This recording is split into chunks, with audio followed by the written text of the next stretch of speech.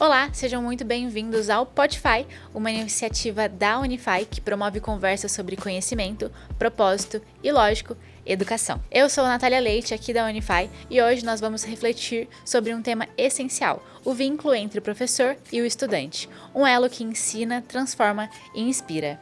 Para essa conversa, recebo o Dr. Gabriel Neto. Ele é psicanalista, professor e pesquisador com trajetória marcada pelo estudo das relações humanas, da escuta e da subjetividade no ensino. Muito bem-vindo, Dr. Gabriel. É um prazer te receber aqui com a gente. Muito obrigado, Natália. Estou muito feliz de poder estar aqui também. Vamos trocar uma ideia, então? Vamos embora! Dr. Gabriel, a sua trajetória une dois campos que se encontram tanto dentro de aula quanto fora da sala de aula, né? Que é a psicanálise e o ensino. Como você percebe essa intersecção entre o cuidado psíquico e o ato de educar? Olha, educar, né, sobretudo, já é um cuidado psíquico, né? As pessoas não educadas, que têm menos recursos educacionais, muitas vezes elas têm uma certa tendência a sofrerem mais psiquicamente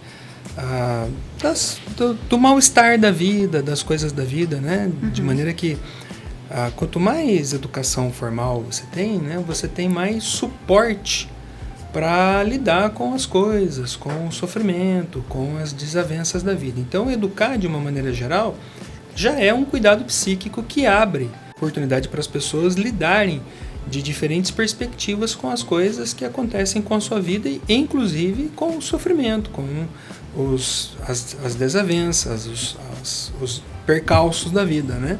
Então, a educação, já na sua natureza, ela é uma educação cuidadora, ela já oferece cuidado psíquico nesse sentido. Uhum, entendi. Você pesquisa a formação dentro da área da saúde. Que paralelos você enxerga entre o cuidado clínico e o cuidado educativo? Veja só, né? Na minha trajetória de pesquisa acadêmica, eu pesquisei a relação clínica. Minha primeira pesquisa tem a ver exatamente com esta palavra, cuidado, que foi minha pesquisa de mestrado. As ciências da enfermagem, elas são ciências que promovem o cuidado. O enfermeiro é aquele que cuida, né, baseado numa ciência muito desenvolvida daqueles pacientes que estão no ambiente hospitalar, ou mesmo no ambiente ambulatorial, ou mesmo nas residências. Eles cuidam dessas pessoas e promovem o cuidado de maneira que o cuidado possa empoderar a saúde dessas pessoas, né? Então, o enfermeiro, ele é promotor de cuidado. Quando eu estudei os enfermeiros, eu estudei os enfermeiros numa relação muito especial, que é a relação clínica do enfermeiro com o paciente psiquiátrico, com um tema que era um tema muito sensível, o tema da espiritualidade. Por quê? Na psicopatologia clássica, existe uma coisa chamada delírio mítico-religioso, que são aquelas pessoas que de alguma maneira rompem com a realidade e, ao romperem com a realidade, elas se reconhecem numa nova pessoa. Por exemplo, o Messias, Jesus, ou alguém que se julga um profeta, né? E quando na verdade aquela pessoa está desassociada da realidade. Ela tem um surto, um delírio, e aí ela tem esse delírio chamado delírio mítico-religioso. E eu estudei os enfermeiros que cuidavam de pessoas internadas numa unidade psiquiátrica num hospital geral. Então, um hospital de alta complexidade, um hospital chamado hospital terciário, né? E essa equipe de enfermagem atendia essas pessoas. E eu perguntava para essa equipe de enfermagem, que correspondia a enfermeiros, correspondia a técnicos de enfermagem, auxiliares de enfermagem, o que era espiritualidade para eles, e eu ouvia aquelas histórias, né? E algumas histórias, por exemplo, eram histórias assim de sensações pavorosas, alguma coisa assim de medo, né? De maneira que a informação que eles tinham recebido durante o seu tempo de treinamento influenciava diretamente o cuidado que eles entregavam. Por exemplo, né, tudo acontece à noite. No hospital, tudo acontece, as assombrações surgem à noite, né? Então, às vezes alguém lá na enfermaria ficava altamente, né, agitado, falava com a voz diferente, e as histórias que eu ouvia, aquilo não é normal, aquilo é um pouco assombroso, né? Então, a maneira como você ensina alguém a lidar com a manifestação psíquica, a lidar com a fragilidade psíquica do outro, influencia muito, né, a sua capacidade de criar vínculo com aquela pessoa e oferecer a ela um caminho, né, uma coisa, um destino interessante, ou cumprir a sua tarefa, o seu papel de como cuidador, como médico, né? No meu doutorado, por exemplo, eu estudei os alunos da medicina, né, que cuidavam de pessoas que se descobriam com diabetes, acometidas pelo diabetes, ou pessoas que tinham evoluído, né, no momento no percurso do seu acometimento e precisavam tomar insulina. Então, por exemplo, né, essas pessoas que precisam tomar insulina, elas têm medo de agulha. É uma fragilidade psíquica. O medo é uma fragilidade psíquica. Uhum. Né? Tem pessoas que têm fobia de agulha. Sim. Né? Aquilo é algo muito assombroso para elas. Então, qual era o meu papel? Era trabalhar as relações, ou trabalhar nas relações, os aspectos subjacentes. Por exemplo, um profissional pode olhar para uma pessoa com uma fobia e falar assim: isso é uma frescura. Tem que tomar a injeção e pronto, senão vai morrer. Mas a pessoa tem fobia. Como que, através da confiança, do vínculo, da conversa, da palavra trocada, um médico, um enfermeiro, um professor pode ajudar aquela pessoa que, por uma razão psíquica, está muito agitada, ou pelo medo da agulha, ou porque acha que está preso num lugar quando ela é uma pessoa muito especial, ou um aluno que está na sala de aula recebendo a educação formal, mas queria estar em casa jogando videogame. Porque ele é acometido psiquicamente por alguma fragilidade? Não, ele é acometido por uma coisa normal chamada interesse. Como motivar o interesse? Isso é uma coisa da relação interpessoal. E na relação interpessoal, há aspectos que são subjacentes. Há coisas que a gente pensa que muda como a gente trata essa relação. Que legal. Realmente, né, às vezes a gente pensa em algo espiritual, já pensa em atividade paranormal, em algo assim. Aí isso fica enraizado na gente e muda como a gente vê a vida, né? E isso de agulha também. Eu tive diabetes na gestação e tive que usar insulina por um curto período. E quando eu falava para as pessoas: nossa, mas você aplica todo dia, que você não tem medo? Não, para mim é algo natural, eu não tive medo. Mas para algumas pessoas isso é o terror do dia da pessoa. E em que medida a escuta, né, tão essencial na psicanálise, pode se tornar uma ferramenta importante para o educador? Por exemplo, é o caso que você citou, né? As mulheres que estão grávidas e que, de repente, elas têm muito medo de agulha. Então, elas vão ao profissional, né? Elas vão ao médico obstetra, né? E o médico vai ter que falar para ela aquilo: olha, você vai ter que tomar insulina, assim, aplicar assim, assim, assim, assado. E aí ela fala assim: não, insulina não. Tudo menos isso. Eu vou parar de comer isso, vou parar de comer aquilo. Faz 1000 juras, né? 1000 juras de amor pro médico, né? Mas e se o médico parar um pouquinho e escutar? Fala um pouquinho sobre o seu medo de agulha. Fala o que você tem medo. Aí o médico escuta que, não, essa agulha vai me machucar. De repente, né? Tem mulher que acha que pode até furar, né? A bolsa, já pensou, né? Uhum. Uma mulher grávida vai furar a barriga. Como é que vai furar a barriga se tem um neném na minha barriga? Então, de repente, o médico escuta aquilo um pouquinho e ele consegue conversar sobre esse medo. É uma coisa assim: pronto, acabou. Pronto, acabou. Né? Ou um professor fala: tem que aprender, pronto, acabou. mas deixa eu escutar um pouquinho sobre o que você está falando. Deixa eu escutar um pouquinho mais sobre o que você quer dizer com este medo ou com essa sensação que você tem. E aí o médico fala assim, não, mas essa agulha é desse tamanhinho. Ela é mais fininha do que um fio de cabelo. Ela é... Tá assim, será que se você pensar assim, será que você não consegue? E existem muitas estratégias, né? Que uma pessoa, quando escuta a outra, antes de ter uma pré-concepção, um pré-julgamento sobre o que a pessoa está falando, ela pode escutar o que aquilo quer dizer. E muitas vezes a pessoa que sofre, ela não sabe nem o que quer dizer com aquilo, né? E aí você se coloca com a prontidão de escutá-la, né? A mesma coisa na escola também. Na escola também, assim, se você escuta aquilo que o aluno está dizendo, qual é o incômodo dele, né? Há como conversar, há como mudar a versão, há como ter novas versões daquele fato a partir de uma escuta que pode gerar uma conversa.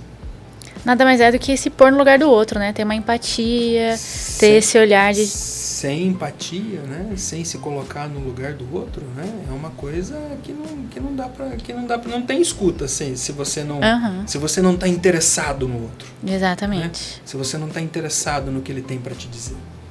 Como professor, ele pode reconhecer os seus próprios limites e transformar isso em aprendizado. Olha, a nossa época, né? É uma época que desafia todos os limites, né? Nós estamos numa era de muito agito. De maneira geral, as pessoas não têm muita noção sobre os limites delas mais, né? Você tem que fazer muito para ter rendimento, você tem que trabalhar demais, para muitas horas, para conquistar algumas coisas, né? Então, isso eu só estou dando um exemplo, né? Quais são os limites de um professor, geralmente? Né? O que será que a gente quer dizer por limites que um professor tem? Um professor, por exemplo, pode ter limites de conhecimento. Alguns estudos sobre história de vida no Brasil falam sobre professores que são desafiados, a própria carência de professores, né? Que exige que professores dê aula numa matéria parecida com a dele. Né? De repente, esse professor é formado em química, dá aula de biologia, né? Coisas assim. Ele tem um limite de conhecimento, às vezes. Então, esse limite pode ser de conhecimento, esse limite pode ser de paciência. Né? Imagina um professor que tem que lidar com uma classe de 40 alunos, agitados, nervosos, né? Barulhentos. E muitas vezes, né, não é um sinal de indisciplina, muitas vezes é um sinal de saúde, né? Criança, ela é feliz, né, tal, e às vezes essa felicidade se junta, mas o professor tem uma obrigação e a classe tem uma outra visão do que aquele momento, né? E às vezes esse é um limite. Como reconhecer o seu limite de paciência? Mais do que saber, porque é uma coisa fácil saber que está sem paciência, mas o que fazer com a falta de paciência? É aí que está, o limite não é ter ou não ter paciência. O limite é saber o que fazer. Aí é que você tem que usar uma coisa chamada criatividade. É como sair daquilo que está te tirando de quem você é para manter você no eixo. Manter você no eixo da sua racionalidade, da sua capacidade de tomar decisões, não é? Então, o que um professor pode fazer? Não só para saber dos seus limites, mas o que fazer com os seus limites. Com o seu limite de cansaço, com o seu limite de paciência, com o seu limite de conhecimento, com o seu limite, enfim, né, nos diversos tipos. Então, a palavra limite é uma palavra muito interessante, porque limites existem vários, né? E aí, o que nós podemos fazer com o nosso limite é uma coisa que requer cuidado, respeito a nós mesmos, né? É preciso se respeitar muito, é preciso escutar o que a nossa voz interior diz, né? É preciso saber que as coisas que a gente sente e pensa não são à toa. É preciso escutar até a nossa angústia. A angústia, que é uma coisa que muitas pessoas sofrem, ela é uma grande professora. Porque o que é a angústia? A angústia é um pedido. A angústia, ela é uma sensação de sufocamento. de aperto. Né? Mas a pessoa que a sente, ela é um pedido. Por exemplo, pessoa que vai atravessar a rua, sente angústia, né? É a pessoa que tem um tipo de pânico ao atravessar a rua. A angústia não está pedindo para ela não atravessar a rua? Sim. Mas será que é aquela rua? Que rua será que é essa? Algo muito mais profundo. O que essa angústia está pedindo, que ela está sinalizando através dessas coisas simbólicas? Né? E mesma coisa numa sala de aula. O que uma criança está pedindo? O que aquela alegria toda está pedindo? O que aquele conluio de alunos bagunceiros está pedindo? Né? Então, que às vezes angustia tanto e às vezes é um pedido. Né? E como a gente responde com inteligência a esses pedidos nossos e a esses muitos pedidos que nos chegam do outro. Isso é muito legal, né? Realmente é ver tudo com um detalhe mais amplo, perceber mais aonde a gente está inserido. Escutar. Isso mesmo. Né? Escutar o outro, escutar o coração. Né? E como que a psicanálise ela pode nos ajudar com o vínculo entre o professor e o estudante? Bom, a psicanálise ela se debruça, né, nessa relação interpessoal. Né? E, inclusive, essa relação interpessoal, quando acontece um encontro psicanalítico, né, as duas pessoas que estão ali, elas estão em posições muito diferentes.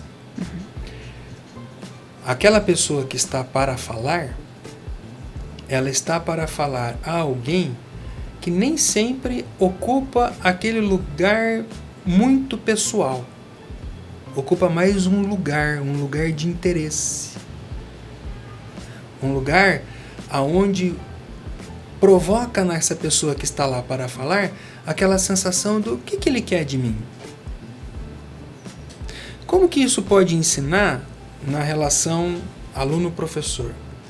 Geralmente, né, o professor ele é visto como um mestre, né, uma pessoa que tem o conhecimento para falar numa sociedade que mudou, inclusive, as formas de conhecer.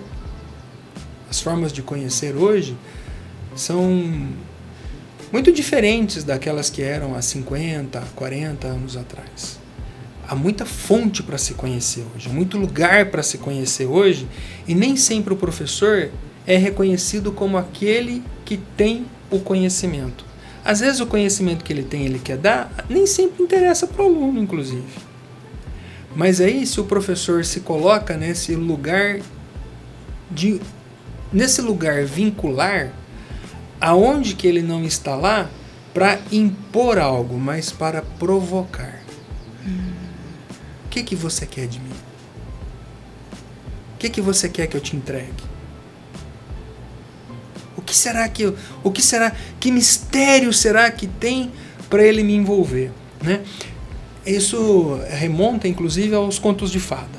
Os contos de fada falam muito sobre encantamento. Né? Esse encantamento. Então, veja só que um professor ele pode ser um objeto encantador. Uma professora pode ser um objeto encantador.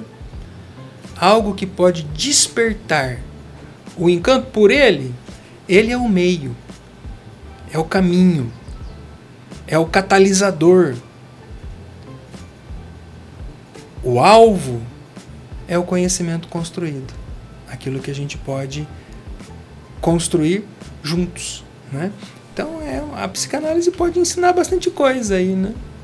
Isso tem muito a ver também com o que você disse, né, de se reinventar agora, por conta de como o mundo tá agitado mesmo, né? Então, isso de encantar tem a ver com isso também. A gente tem que desafiar o aluno para ele sentir interesse no que a gente tem para ensinar. Encanto, né? Sentir encanto. Sentir encanto no conhecimento. Isso. Né? Porque muitas vezes a gente não sabe para que serve a fórmula de Bhaskara. A gente não sabe para que a gente tem que achar uma raiz mínima e uma raiz máxima como uma solução. A gente não entende a lógica. Né? Nem aonde a gente vai aplicar isso. Nem onde a gente vai aplicar, né? Quer dizer, é diferente, por exemplo, se você fala assim, vamos aprender a construir uma coisa que tem que caber nesse lugar aqui. Aonde a gente vai colocar em cima dessa mesa aqui um castelo, de maneira que o mínimo lugar comece e termine no máximo lugar e sobre espaço ainda. Isso pode ser resolvido por uma equação quadrática. Sim. Né? Então, se a gente entende o encanto daquilo, se a gente entende como que a gente pode brincar com o conhecimento e mais, como o conhecimento pode ajudar a gente a lidar com o lúdico da vida.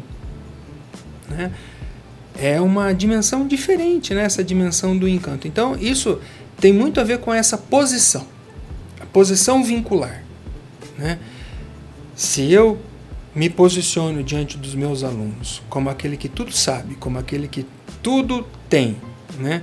E esses meus alunos se posicionam diante de mim como alguém que o que ele tem não serve para nada, não me interessa. Aí é mais legal ficar batendo papo aqui com o meu colega do lado, e aí tá não sei o que e tal, e aí eu vou testar os limites desse professor, eu vou testar os limites dessa professora, eu vou provocar ele e tal, mas de repente esse professor, essa professora pega alguma coisa que seja encantadora. Alguma coisa que fala assim, vamos construir um jogo de videogame com sucata? E vamos ver onde um objeto começa a mover, para onde ele vai ficar. E vamos ver qual é a história desse objeto, qual é a ecologia desse objeto, qual é, então, interesse. Descoberta. Né? Descoberta. Então, isso é um aspecto vincular. Se eu tenho algo para entregar, ou se eu tenho algo para cativar. Se eu sou um professor que entrega, ou se eu sou um professor que cativa. Muito legal. E o que acontece do ponto de vista psíquico quando esse vínculo ele se rompe ou se fragiliza? Você está perguntando no ambiente... em sala de aula, na assim. sala de aula? Isso. Olha, né? O vínculo sempre é uma relação de amor. Em diferentes níveis, né? Se eu gosto de um professor, se eu tenho carinho pelo meu professor, né, pela minha professora, eu me porto, eu me armo, eu me moldo de uma determinada maneira para lidar com ele, para lidar com ela, né? Se isso se fragiliza por alguma coisa, por uma decepção, uma desavença, né? Uma contenda, né? Alguma coisa, é como um coração partido. Mas não é importante a gente aprender a partir corações e a se recuperar de corações partidos? O vínculo não quer dizer exatamente isso? O vínculo não quer dizer o quanto a gente consegue caminhar com a diferença do outro? Sim.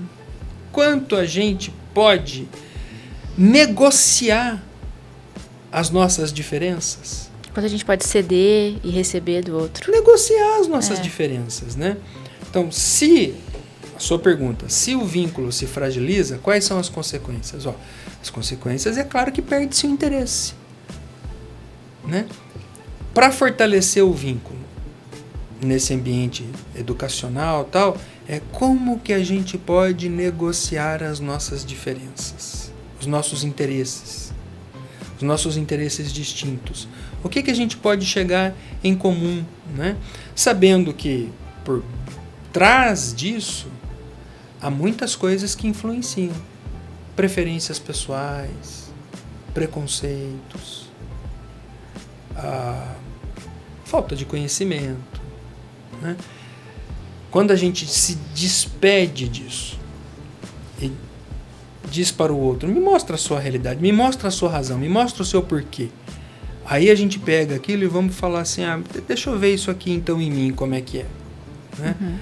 E a gente vai então negociar diferenças, né? Isso fortalece o vínculo, e um vínculo fortalecido fortalece o interesse. E de que forma o reconhecimento, né, tanto para o aluno quanto para o professor, pode contribuir para a construção do conhecimento? Reconhecimento é uma palavra que pesa sobre a identidade. E o que é a identidade? Identidade é aquilo que não só eu sei de mim, mas é aquilo como eu me construo. Né? Quando você vai, por exemplo, no cartório e alguém pergunta para você seu nome, você tem que dar o seu nome, seu documento, sua profissão. Sua profissão é parte da sua identidade, é parte aquilo que a sociedade diz para você, esse fulano de tal aqui é aquele específico que faz isso. Isso é identidade. Se alguém não reconhece isso no outro, se alguém não reconhece a identidade do outro, se um professor olha para um aluno e fala assim, aquele lá não quer aprender nada. O que aconteceu? A identidade dele mudou. Ele não é mais o aluno. Se o aluno olha para o professor e fala assim, esse professor aí não sabe nada, ele não tem nada para me ensinar, ou que tudo que ele tem não serve para nada, ele olha para aquele professor lá e ele fala assim, esse aí não é meu professor. Então, o reconhecimento é algo que passa pelo aspecto de dizer para o outro quem de fato ele é. E como é que a gente percebe quem nós somos? Né? A gente percebe quem nós somos a partir das nossas distinções, a partir das nossas diferenças. Eu não sou o Gabriel que faz culinária. Eu sou o Gabriel que sou psicanalista. Eu sou o professor José, a professora Maria, da 4ª série e tal. Eu sou aquela pessoa assim. Então, o reconhecimento desses papéis ali é algo importante. Então, se alguma coisa está acontecendo que não há esse reconhecimento, quando não há reconhecimento, há um choque, há uma tensão, há uma briga, há uma agressividade. Por quê? Aquele que não reconhece quer anular o outro para que ele seja reconhecido nessa posição de alguém superior. Então, essa disputa hierárquica, não é, acaba gerando muitos problemas em qualquer ambiente vincular. E a gente só pode sair dessa tensão a partir de um momento que um reconheça o outro. A gente tem que se enxergar um pouquinho no outro para sair dessa tensão. A gente tem que se enxergar um pouquinho no outro e a gente também tem que ter a coragem de mostrar para o outro quem que a gente é. Nossos medos, nossas fragilidades. Sem, inclusive, né, temer o outro. O julgamento, às vezes. O julgamento. Você já pensou, né, o aluno que é transparente com o professor e fala assim, ele não vai temer o professor, e temer o professor significa assim, esse professor não vai me ajudar porque ele me acha um burro, porque ele me acha uma pessoa sem capacidade. Isso ainda bem, né? Assim, já melhorou muito, né? Assim, hoje os professores têm muita consciência, né, de que não se deve disciplinar as crianças dizendo que elas não sabem por causa delas, né? Hoje a ciência da educação já evoluiu muito no sentido de dar aos professores condições de lidar com a velocidade e os modos diferentes de aprendizagem, né? Mas quando alguém se sente confortável de mostrar para o outro as suas dificuldades de aprender, as suas dificuldades até de ensinar, isso facilita o quê? A negociação, a troca, né?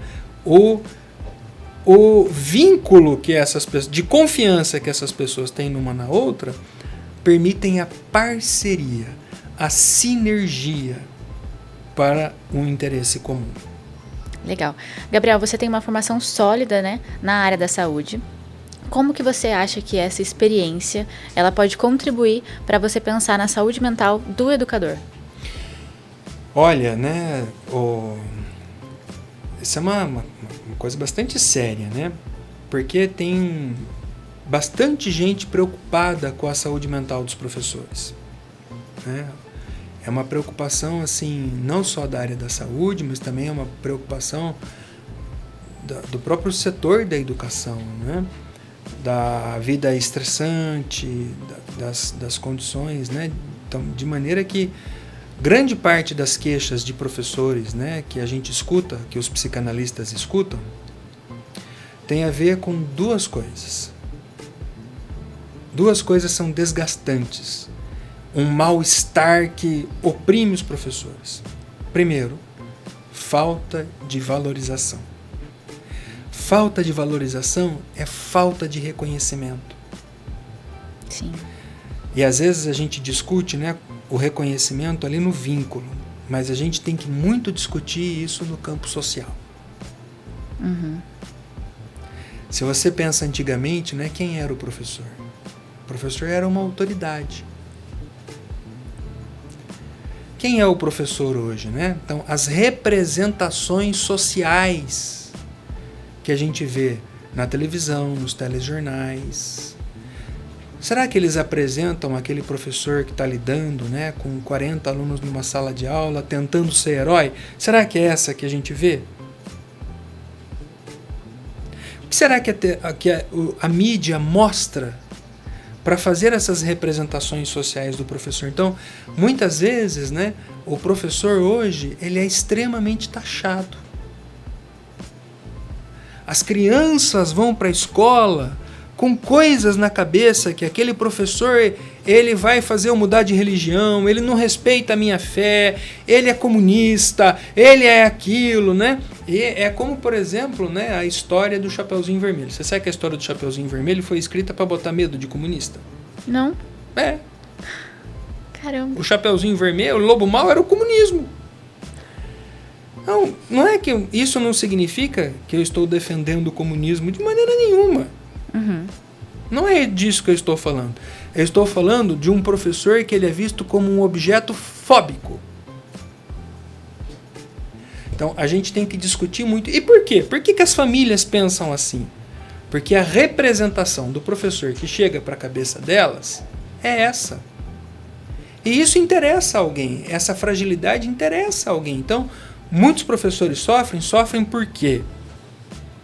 Sofrem porque eles faltam reconhecimento da sua identidade, do que eles realmente estão fazendo. Segunda coisa é a valorização. Né? Então, os professores sofrem por falta de valorização e por falta de reconhecimento. Né? Isso são duas coisas. E tem outras coisas, que são coisas, por vezes, menores, mas que incomodam do ponto de vista da saúde mental. Né?